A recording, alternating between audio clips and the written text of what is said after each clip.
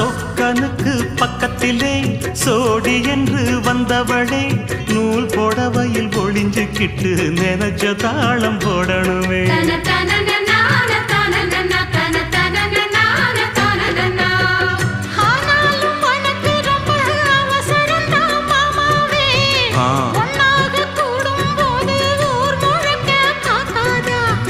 பார்த்தாலும் தவறு இல்ல பனியுறங்கும் ரோசாவே உன்னால சொத்த வச்ச மூக்குலதான் வைக்காதா.